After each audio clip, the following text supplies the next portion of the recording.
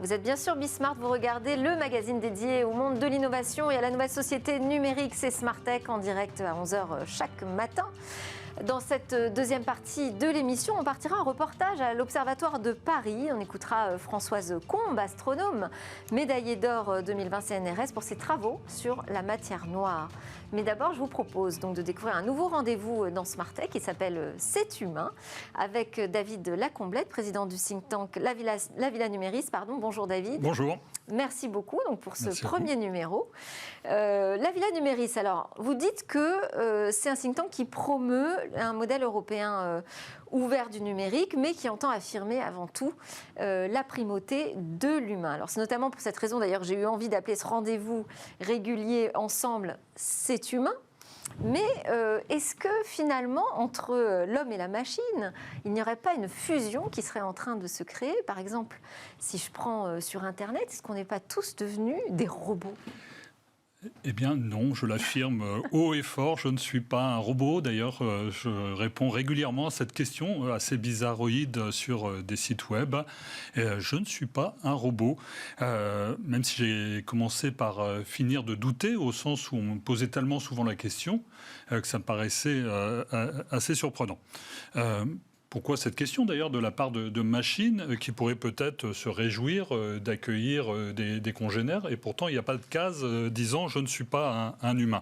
Parce qu'en réalité il s'agit, et vous le savez bien, de barrières techniques pour s'assurer que ceux qui les passent sont bien des humains et pas des machines, parce que Internet s'est tellement développé, il y a des enjeux commerciaux tellement fort que des programmes informatiques ou humains se sont créés pour doper en quelque sorte les audiences. Et donc effectivement, cette barrière permet de s'assurer pour les sites qui l'emploient de n'avoir que des êtres humains derrière leurs écrans. Eh oui, parce que les audiences sur Internet peuvent être manipulées. Non seulement elles le peuvent, mais elles le sont. Et qui dit audience manipulée, dit également opinion manipulée. En tout cas, c'est un risque majeur. Et on le voit bien en ces temps de crise successives sous nos latitudes. Et pour ce faire, il y a des organisations spécialisées, très structurées, notamment en Chine. On appelle ça des fermes à clics, qui emploient des personnes vraiment en les payant très peu cher, ou qui développent des programmes informatiques qui ont cette capacité de cliquer à tous azimuts à longueur de journée et donc de créer artificiellement des audiences. Ça existe également sur les réseaux sociaux. Si vous tapez « acheter des followers » sur un moteur de recherche, vous serez surprise, je pense, du nombre d'offres qui existent. Et effectivement, ça peut permettre à certaines personnalités ou des entreprises en mal d'audience, de doper rapidement des audiences. Et ça peut être pratique au moment d'un lancement commercial ou d'une campagne électorale pour montrer qu'il y aurait un véritable engouement et donc un peu piéger les personnes réelles, physiques qui existent. D'ailleurs, les réseaux sociaux suspendent régulièrement des comptes. C'est Twitter, en 2018, qui avait suspendu pas moins de 70 millions de comptes sur 300 millions. Ça fait quand même une très grosse moyenne. Donc, ils sont perdus en audience, eux aussi. Mais la bourse l'a immédiatement salué parce qu'effectivement, ça revenait à vendre aussi des publicités à des personnes dont on sait qu'elles existent. Et donc, au jeu de l'offre et de la demande, de réenchérir le prix de la publicité. Et d'ailleurs, Barack Obama et Donald Trump à l'époque ont été ceux qui ont perdu le plus d'audience. Et quand je dis que c'est aussi une manière de manipuler, c'est que artificiellement on fait grossir des audiences et donc on peut créer dans des moteurs de recherche le fait qu'une actualité qui serait pipotée serait malgré tout recherchée par de l'audience et donc générerait des vagues et vous avez des gouttes d'eau qui se transforment en avalanche à l'ère du numérique. Et très certainement... On peut apporter du crédit à cette information. Exactement. Et ces pages qui apporteront de mauvaises informations, par exemple dans le cadre de la prochaine élection présidentielle, sont déjà très certainement en train d'être construites et promues et artificiellement dopées dans des audiences parfaitement inexistantes. Alors comment fait-on la différence entre l'humain et la machine? Alors, il y a la ruse, et cette ruse, ce sont des barrières. C'est le respect de la loi avant tout, elle existe, et d'ailleurs qui fait qu'elle s'est un peu renforcée au printemps dernier.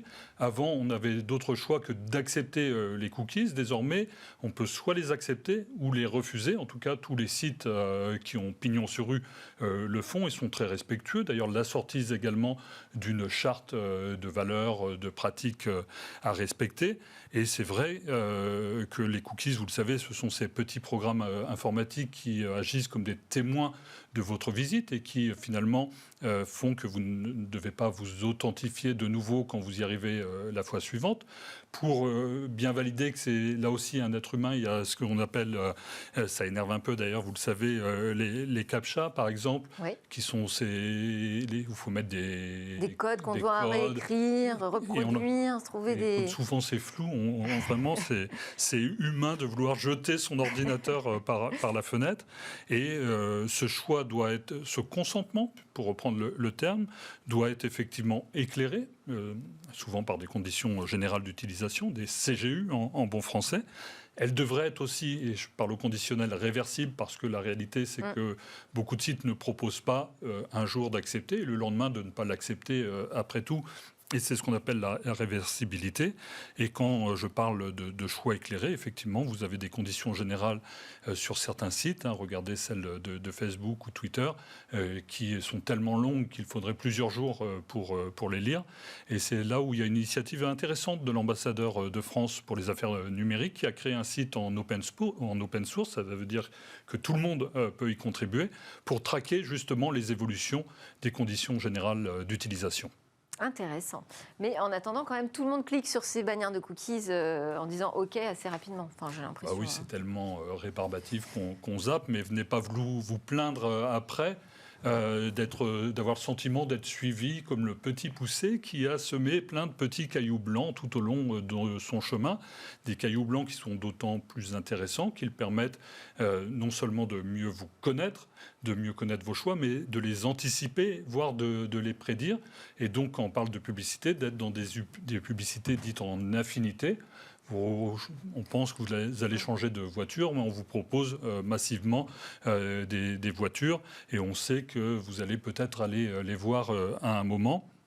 Et ce sont des mines d'or, effectivement, pour les sites web et les commerçants. C'est un instrument de vente redoutable. C'est Jeff Bezos, le fondateur d'Amazon, qui se plaît à dire souvent qu'il sait avant vous ce que vous allez acheter sur ces sites. Ce qui est sûr, c'est qu'on n'y échappe pas, en fait. On n'y échappe pas, mais c'est impossible de faire sans.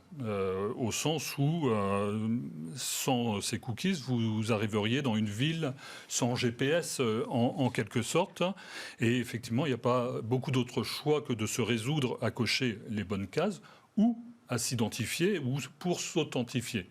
Malheureusement, les sites médias en particulier, il y a guère plus de 15% des personnes qui s'authentifient sur ces sites. Et donc, effectivement, les données ont une valeur, mais c'est compliqué de faire sans, sauf à revoir le modèle de l'Internet, qui vit avec deux poumons, un poumon commerçant et un poumon publicitaire. Le risque est d'entretenir longtemps l'illusion de la gratuité. Je ne suis pas sûr que vous seriez prêt à acheter tout ce que vous consommez. Combien de débats nous avons dans Smartech et encore à avoir demain. Ce sera peut-être le sujet d'une prochaine chronique avec vous. Merci beaucoup, David Lacomblède, président du think tank La Villa Numéris. À suivre, on va résoudre les mystères du cosmos.